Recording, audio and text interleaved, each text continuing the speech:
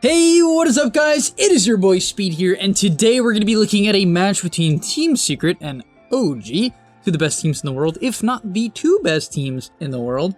And yeah, we're going to be watching Game 2 of the series, and I'm really excited to do this because OG picks Alk, they win this game, they do the Alk offlane draft that I've been talking about. Funny enough, I ran this in a pub and popped off with it one pub, and I'm like, wow, this is legit. And now pro teams are doing it, which is really cool to me. It's really genuinely is cool to me because of how good they made Ags giving. When you give someone Ags with Alk, it does a couple things. It gives them the stats, and it gives them the gold back if they already had an Ag. So basically, it's always good to give someone an Ags, especially if they have a good Ags. And you're going to see OG directly drafts around that. We're going to be talking about how they play around this as a team, how they enable such a greedy draft, and so on. So if you're excited for this video, smash the like button, subscribe to the channel, and get your GameLeap sub right now!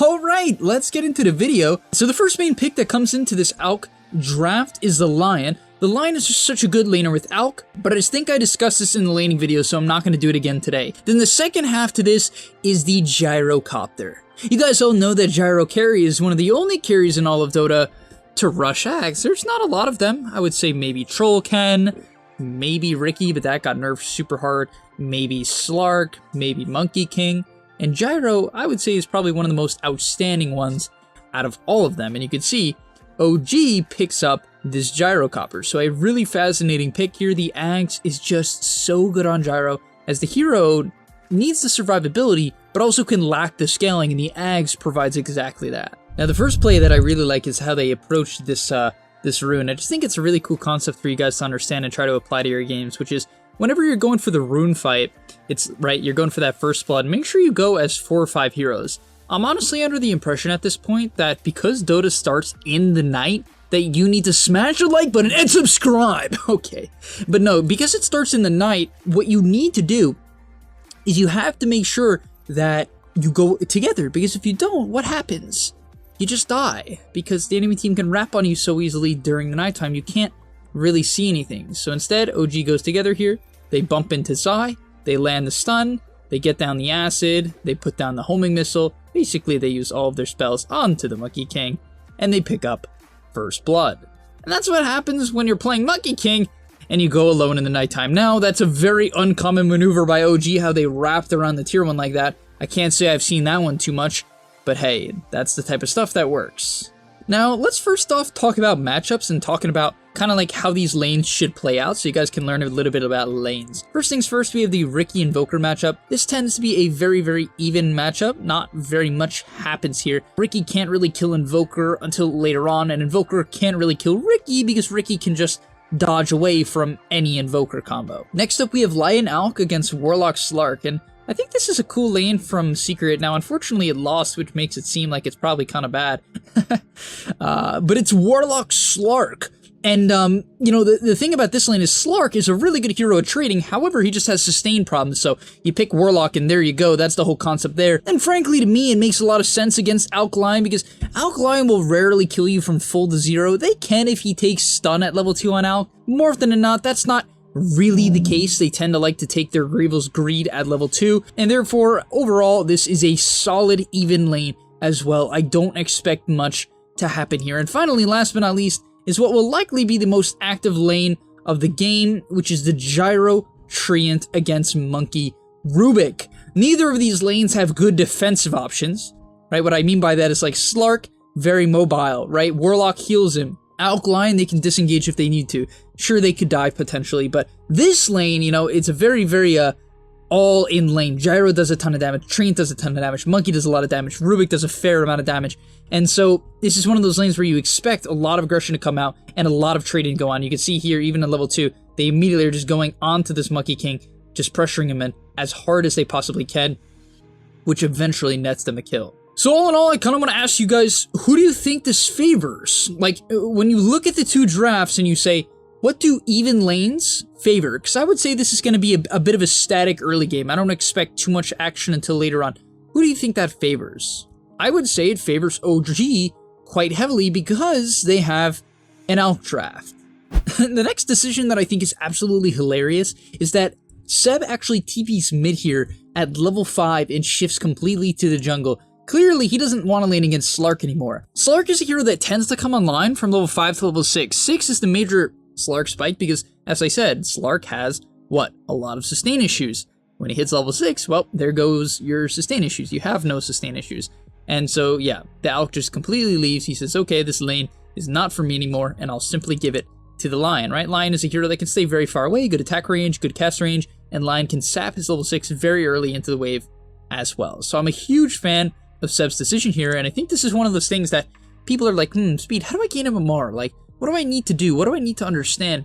This is one of the biggest concepts. When do you lose the lane? Because people believe that, oh, if they just cast their spells in the right way and they do everything properly, they'll win the lane. And yeah, I mean, for instance, if a 7k goes against a 2k or a 3k, they'll win almost any matchup. Almost any matchup. Not every matchup, and sometimes they'll have off games, but like 80-85% of the time, they'll win the lane just based off pure mechanics. But when you're even, this is when things like this really start coming into play. And frankly, if you're a greedy hero, you want to leave even if you often can go even in the lane. Not win the lane. If you can win the lane, typically you want to stay, but if you're only going to go even, like maybe he would go against a Slark, typically you would want to leave just in case, right? In case you get ganked. And so that's exactly what he does here.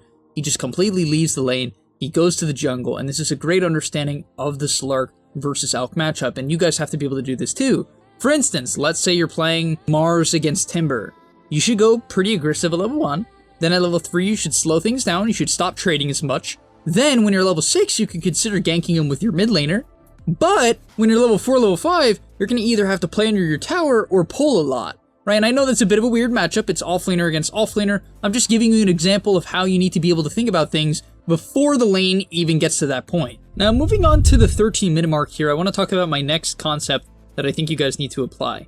So, a lot of the time in pubs, what do you guys think you should do when you have a lead, right? What is the play when you have a lead? What do? You should put map pressure. You should go aggressive. However, this isn't always the case, and a lot of people get that wrong, and they say, oh, I think we have a net worth lead. I think we're stronger than them. Let's just go try to end the game. But this isn't necessarily the correct approach, because even if you're ahead, you can continue to get further ahead. For instance, if you have, let me put this in perspective for you guys. If you have a Radiance and an AC on a Wraith King, and the enemy Slark has a Sanchin Yasha and an Echo Saber, who do you think is going to farm faster? Or let's make it even more egregious. Let's say the Slark only has a Sanchin Yasha, and he's been fighting a lot. Who is going to farm faster? The Wraith King. The Wraith King, right? So even though the Wraith King already has a lead, it doesn't mean he has to go super aggressive unless he's scared of a future Slark timing, unless he thinks that the Slark is a problem later into the game. For instance, here, at some point in the game, I do think OG needs to be a little bit concerned about Slark. I don't think they have the best comp against Slark. It's not the worst. I think Ricky Smoke Cloud is fantastic. I think Treant is pretty solid for giving people armor. Lion Hex can be very valuable. So they do have a lot of options there, but at the end of the day, my main point here is that they have an Alk. They don't need to try to end the game just because their Gyrocopter has a 4k lead on the second highest hero because he was given an Axe. You see what I'm saying? You don't just have to end the game. And a lot of people feel this. They're like, oh, I'm playing Drow, or I'm playing Animage, and I got my Manta, and I'm 3k ahead of my opponent. I need to go end. Yeah, but Animage with 4 items is completely unkillable. Where Animage with 2 items, sure, you're strong, and sure, you can show up to advantageous fights. Let's say the enemy team is diving your tier 2 and completely overextending. Yeah, punish them. But it doesn't mean you have to do anything risky. And that's exactly what you see from OG here.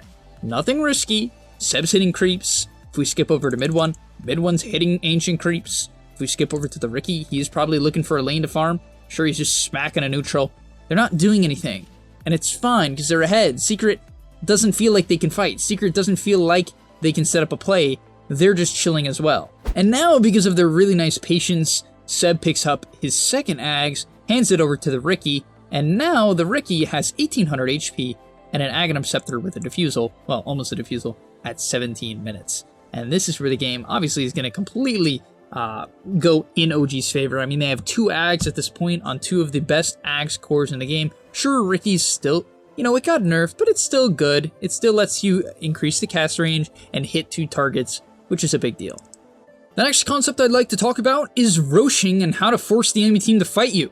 So when you're ahead, I often talk about how pushing towers is a great way to lose fights. It's a great way to put yourself at a position and lack the vision advantage. Now, why is Roshan one of the best ways to force the enemy team to fight you, similar to pushing a tower, but also keep the vision advantage? Because when you hit Rosh, the enemy team can't see inside of the pit. Yeah, sure, they have certain spells that can do so, but they can't see inside of the pit, right? It's completely blacked out. You can't put wards in it. So that kind of makes them have to think, oh, are they Roshing? Are they taking it? Are they not? Sure, they have Sunstrike to scout things out, but on top of that, right, if Seeker wants to fight them, they have to go onto low grounds. They also have to go in very open areas. I want you guys to tell me the big difference between this and how many trees there are. That's the main thing you should consider. Yes, how many trees there are. How many trees there are in this circle that I'm drawing compared to here. It's a pretty big difference, huh? Right? Can a Warlock live to a Riki if he's standing here? If a Warlock is here and Riki is here, Warlock is dead. If Warlock is here and Riki is here, Warlock's fine. Even if Riki is here and Warlock is here, right? Warlock's chilling in trees, Riki's next to him, he still can kind of waste his time. It buys a lot of time. That is the difference between winning fights or not, a Warlock getting off his ulti or Fatal Bonds or not. And that's what people don't see, and Roshan forces the enemy team to put themselves in a vulnerable position, in a position where they can get scouted out, kind of like the Slark here, right? There's no tower nearby.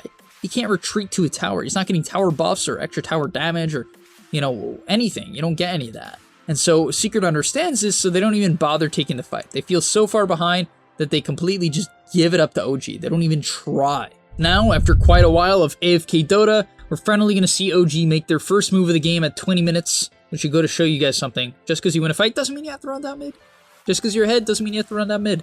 Make sure it's around the timing. Now here, they clearly feel very strong, right? And they're able to win a fight. Nice finger from Sux to finish off the kill. A little bit of an overextension here, but they have Aegis, so obviously it's going to be much, much better. They do a good job of kiting out the Slark with the Overgrowth, which is why Treant makes quite a bit of sense against Slark.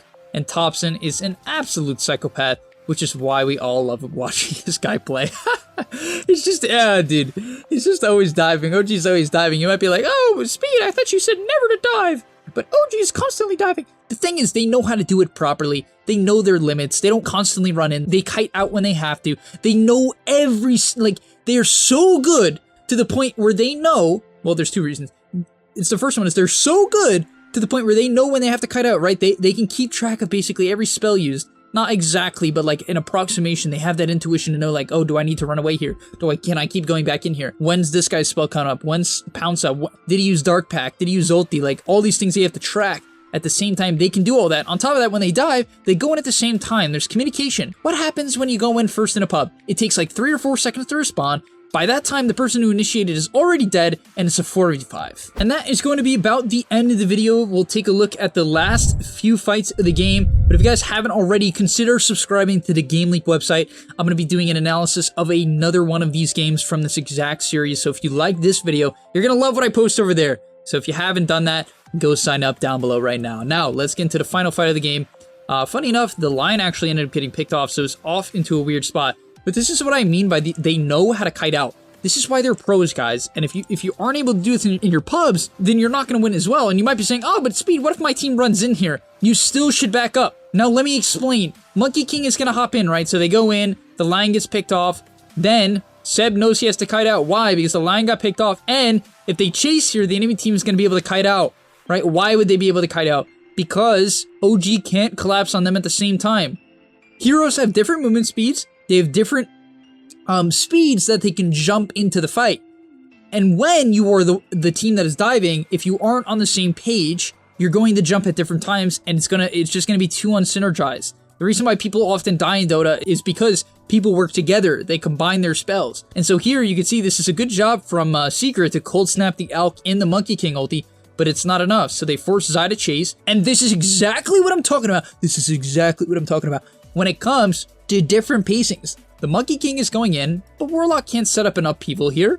Rubik doesn't want to overextend because then the Jara will kill him. Same thing with Invoker. Invoker has no BKB. He doesn't want to go through because then he'll die, so they get separated, right? They get separated. I mean, it's a good disarm from the Invoker, but the smoke screen counter to the Slark comes out. They get separated. They can't help, and the fight is over. They ran out of spells. OG forced them in, And when you force them into you, you can pounce on the same target. Let me show it to you one more time, right? When you bait the enemy team into you, you can pounce on the same target at the same time, which causes you to do a lot of damage, right? Look at the Monkey King and the Slark. They realize, oh, we should go in the Slark. Boom, boom, acid, right? Tree and spells, rocket barrage. Thompson realizes that the Slark got full stun. They don't focus the Monkey King, they focus the much more important kill, and that is why OG is OG. A lot of people think they can do what OG does, and yeah, maybe one day you can, and you probably do aspects of what they do, but right, Thompson's ability there to not tunnel vision on the Monkey King is very impressive.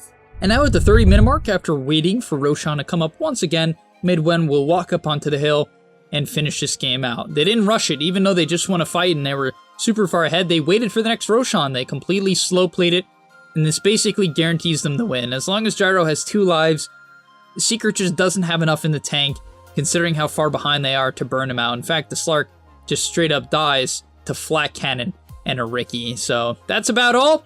As good of a Monkey King ulti as that is, it's simply not enough. I hope you guys enjoyed watching. I'll see you in the next one, and peace. And that's all, but remember, before you leave, come on, before you tune out, subscribe to the GameLeap website, where we are going to help you get to the next rank. If you're stuck, click the link down below, and I'm out. Peace.